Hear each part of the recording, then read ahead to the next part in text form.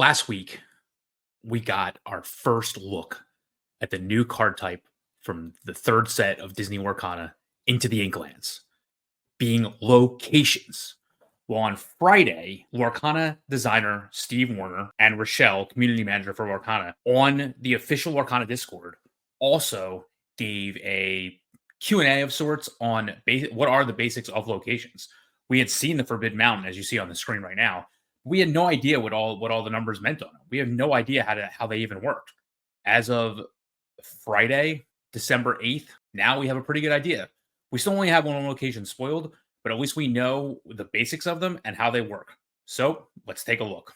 First of all, locations have a cost, just like any other card. And just like any other card, if they have that inkable symbol, then they're inkable.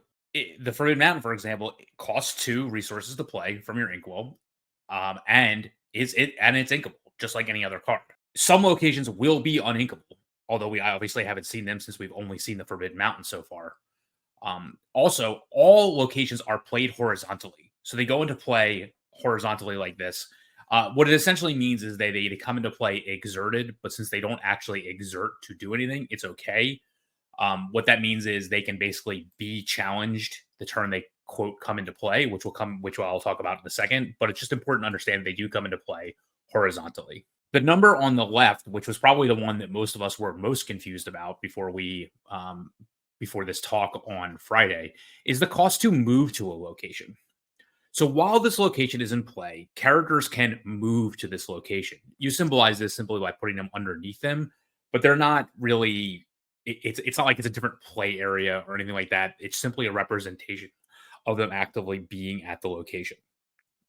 So what this does is it triggers certain effects or gives a character's example, gives a character certain bonuses. And let me give you an example of 2 characters we've already seen where this matters. If you look at this Peter Pan, for example, his ability is once per turn, when this character moves to a location, you gain lore equal to that location's lore value.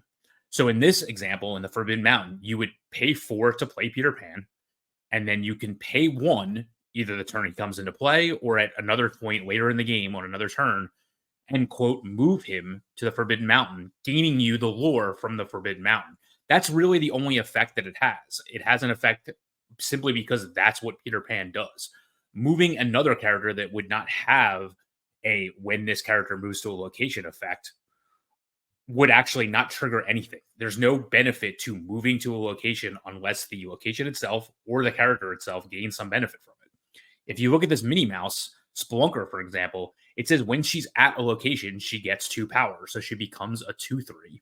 So again, the act of moving her to the location isn't actually doing anything. But when she's at that location, which is considered to be in play, she gains additional strength. So being at a location does not actually protect your character in any way. They're still in play for anything that references being in play. Characters can only be at one location at a time. And if a second location is in play, you can then move to that one. In Minnie's case, for example, I don't know why you would ever do that. Characters do not have to be dry. They do not have to be in play for more than 1 turn to move to a location. You can immediately pay the cost to move them to a location. So if you think about it like the Peter Pan, for example, you pay the 4 to play him. You can immediately pay the 1 to move to the Forbidden Mountain to gain the lore.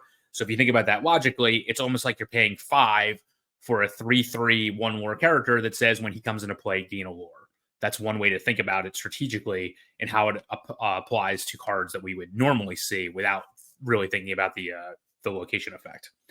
Moving does not exert the character, so when you get there, you can still quest, challenge, etc., and you can move to another location if you want from there as well. But you cannot move off a location once you're there unless there's another location in play for you to move to. What do you think of this move mechanic? Does it make sense? Again, like it only matters if there is a strategic benefit for you actually using it. So let me know in the comments below what you think of that. And if you're enjoying this type of news content, please hit that like button as well. Willpower and Challenging. So locations have a willpower stat, which it looks exactly like the willpower stat that's on a character. The Forbidden Mountain, for example, has 6. So they have willpower just like characters. They do not have a strength stat. This is the amount of damage that the location can take before it becomes banished, just like a character. You put damage counters on them, etc. That's why I wouldn't physically put the characters on the locations, because you will also be putting damage counters on them as well. So locations can be challenged just like characters, and again, they're always exerted, so therefore they can be challenged even the turn they come into play, etc. Locations are not characters, though. So if a card like Fire the Cannons or Smash says like deal 3 damage to a character, locations are not characters. So I think this is very important to understand. They are not. Ravensburger is not saying, okay, anything that reference characters can now reference locations. No, that is not the case. So a card specifically has to say deal damage to a location, or banish target location, etc. Typical Be Prepared will not get rid of it. Even like a Dragonfire will not get rid of it. Smash will not deal damage to it. Fire the Cannons will not deal damage to it, etc. But they will take damage as a result of being challenged. It is the act of challenging, so the challenger the challenger keyword will come into play. So that's important to know. And the other thing that was brought up is Reckless does not state that you must challenge a character every turn. You just must perform a challenge every turn. So therefore, challenging, if a location is in play and you have a Reckless character and there's no exerted characters they can challenge, they, quote, must exert to challenge the location. Passive lore gains. So the lore symbol at the bottom of the location is a lot similar to the lore that characters have, except for the difference here is the lore symbol on the Forbidden Mountain. And I put symbols in question mark because I assume there will be some locations that have more than one lore symbol as well, which would be very powerful. It means at the start of your turn during the set in the ready, set, draw sequence, you gain lore equal to all the lore counters on all of your locations all at once. You don't need a character in play to gain that lore. You just simply need to have that location in play. So what does this mean? I mean, if you have a bunch of Forbidden Mountains in play, you're literally just gaining lore every single turn just by them existing. Can they be challenged? Yes. But can they be removed in other ways? No. It's obviously possible that some locations will not have a lore value as well. But for any that do, 1, 2, maybe even 3, who knows? You will simply gain that lore at the start of each turn. Now, again, locations can be challenged. Locations probably have cards that interact with them in order to be banished, etc. But in general, you're looking at passive, cheap lore gain that can be affected. But I mean, it's a pretty efficient way of gaining lore each turn. And again, characters don't have to be at the location. This does not add to characters' lore values themselves. This is literally just gain lore at the start of each turn, equal to the number of lore counters you have in play for all your locations. What were some of the other questions that were asked? Because that was all the basics of what all the numbers mean. And basically, in my opinion, pretty much everything you need to understand what's going on with the locations. So some of the questions that were asked is, if a location a character is at is banished, you simply fall off the location. That's what Steve called it. But in reality, it doesn't mean anything. Characters are always considered to be in play, even if they're at a location. So falling off a location just means that they're able to move to another location. It doesn't actually have any strategic benefit that we know of. I don't think anything's going to say like when characters fall off this location, do X. It's probably going to be when this location is banished, do X.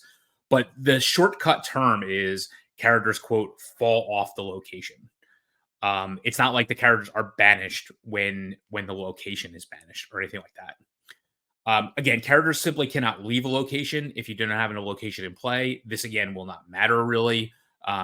Once you pay the cost to move there once, you don't have to pay it again. You don't have to pay to leave it, etc. You just pay to move to another location. So let's just say you only had one location in play. All that really matters is, again, the characters are at the location if there's cards themselves that say it matters. There's no limit to the number of characters that can be at a single location. So you can have your entire field be at a location. You just would have to, in the Forbidden Mountain case, pay 1 for each one of those. I'm not sure why you'd want to do that for certain characters, especially in the Forbidden Mountains case. But there may be locations in the future that say when you have 4 characters as locations, do X. So there might be a reason to do it, even for characters that don't state that there's a reason why they should gain a benefit to moving or being at a location. Opponents' characters cannot move to your locations. They can only move to their own. Keep that in mind.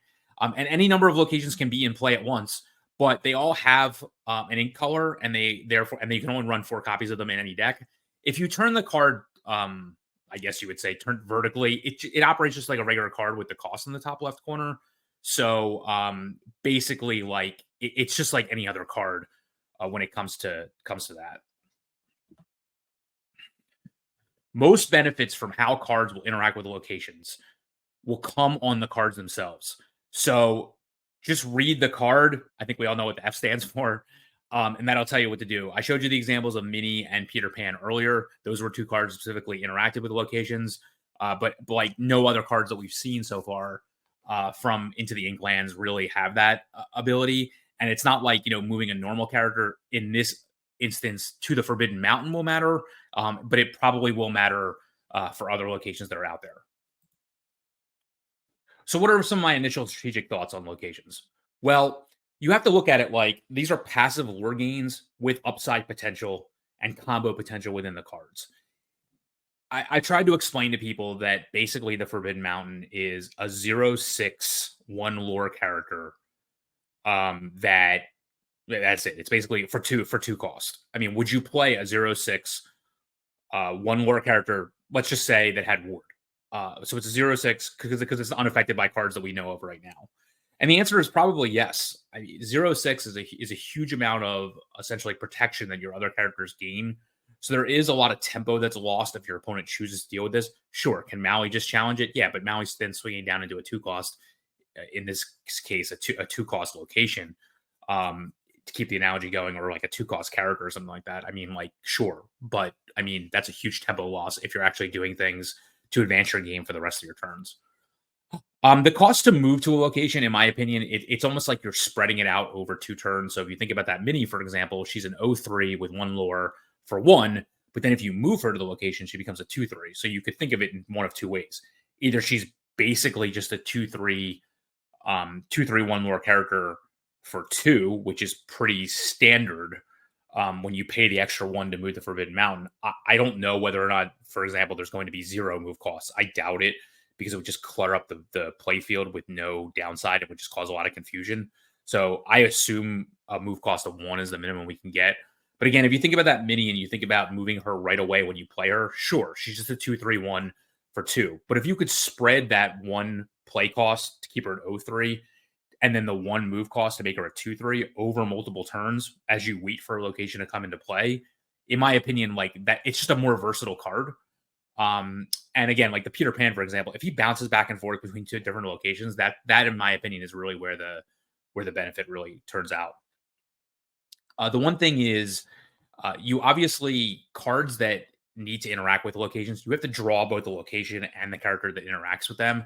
And because they are just simply part of your deck, how many you choose to play in your deck, um, how you choose the payoff versus the card itself is going to be tough because it basically creates a combo mechanic within your deck. So the payoffs have to be really good. Like there definitely are going to be combos and ways that you have to deal with this, but it is going to cause small combos in your deck where the cards themselves are probably not going to do much. But when you have more than one in play, then it's going to become like a snowball's effect as to how much gain you're getting in it. Also, locations kind of distract your opponent to allow your actual game plan to come into fruition. Again, if we were to look at Forbidden Mountain and say, I'm only playing Forbidden Mountain deck, I'm not playing anything that interacts with the locations at all, you're basically gaining 1 lore a turn and having this card just sit and play. It's very similar to the spell book that exists now that you have to pay 1 for every single turn to gain a lore. If your opponent ignores this because things like grab your sword and other cards that they're playing, be prepared, etc., don't hit this, you're just gaining a lore every single turn. Is it vulnerable to other types of removal that'll come out? Probably. But like, I don't think we're going to see like a 5 cost. We might see like a 5 cost Dragonfire, for example, just for locations, probably cheaper, I would think. But we're not going to see a 5 cost, banish a location or a character because that would just automatically replace Dragonfire. So I do think that locations will distract your opponents from anything else you can do. To me, if you look at Forbidden Mountain again, for example, it basically operates a cheap, interactable spell book. But even if your opponent chooses to challenge it for six strength worth of characters, that's a huge tempo loss if you're able to continue to advance the game in other ways. So even if you were just to slide Forbidden Mountain into your decks now, I think it would have a huge effect on the metagame. Looking at it like a just a very difficult to interact with item in this example. Also, the question is for me is, are locations going to be splashed into a bunch of different decks, or are they simply going to be like their own archetype in of itself? Is every deck going to have to run some type of locations, or is it just going to be a matter of like how good are these? I'm really excited for locations to come into Lorcana. The locations that you're at in Disney are very iconic. Steve did mention that this is going to be an evergreen mechanic, that as new sets come out, new locations are going to come out. They're probably not going to be as prevalent and as dominant as they are in Into the Inklands, as with their introduction, but they are going to be a big part of the game going forwards. Therefore, I would start to put your thinking caps on now. Think about how you're going to use them. Think about how they're going to affect deck building and play. So, thanks for sticking with me through this initial look at Into the Inklands new mechanics of locations. See you next time.